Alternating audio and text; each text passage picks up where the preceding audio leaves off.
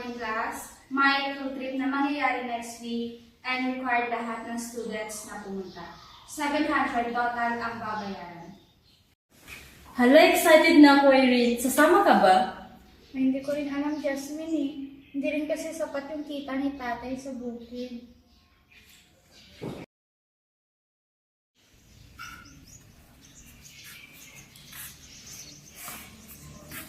Hala, ang mahal naman ang mga babayarin.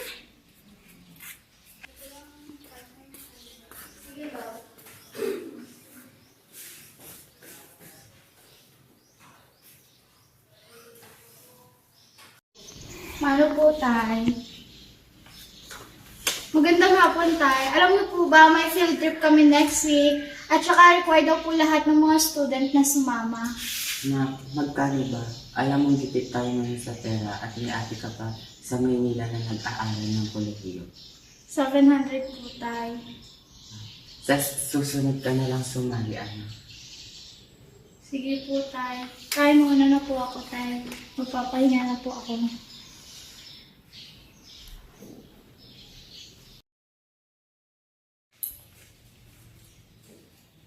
Ito na ba lahat? Lahat ba ay makakasama? How about you, Irene? Ay, ma'am, ano po kasi, wala pa pong pera si tatay. Sumama ka sa susunod na field trip natin, Irene, ha? Opo.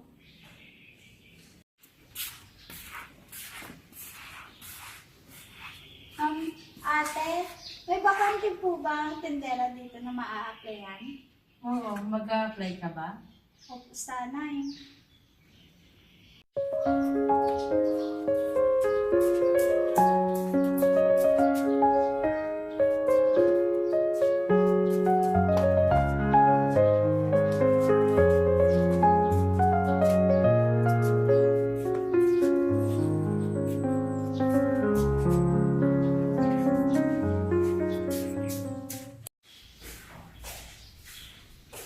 Magandang araw po, ate. May bakante po bang trabaho dito sa bahay niyo? Kahit magulis na lang po ako or maghugas ng pinggan niyo. Yes, kung yan yung gusto mo, meron.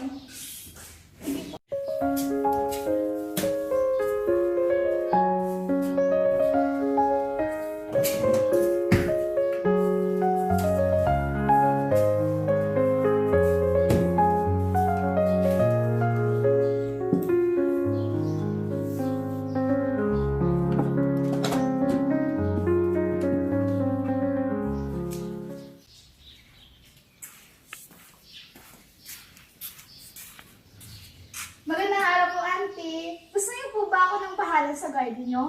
Alam niyo po, magaling po ako mag-alaga ng mga ganitong halaman. Kaya mo ba diligan at dagdagan yung mga tanim ko dito? Abay, oo po naman. Ako pa ba? Sige, simulan mo na. At may pupuntahan pa ako. Thank you po. Sige. Ay, ganda lang naman.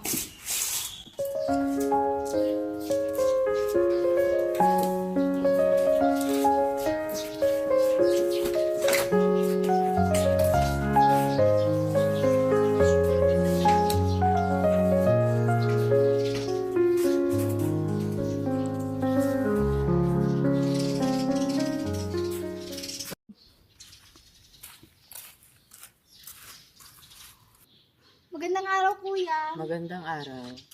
Pwede po bang magwalis dito sa school? Pwede. Andun yung walis ko.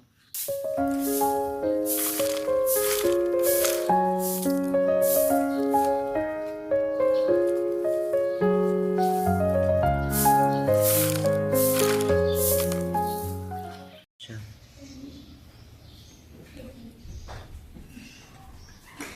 Irene, Bakit? may nakita kong scholarship na ino-offer sa Facebook. Tignan mo. Pwede ko bang ilang ang phone mo sa bed?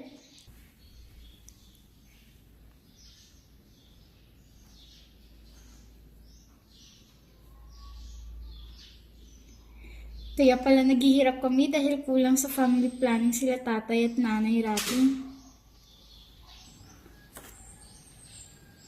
May mga available job din pala rito. Hindi na kailangan mag-housing or maglakad na para mag-apply ng trabaho.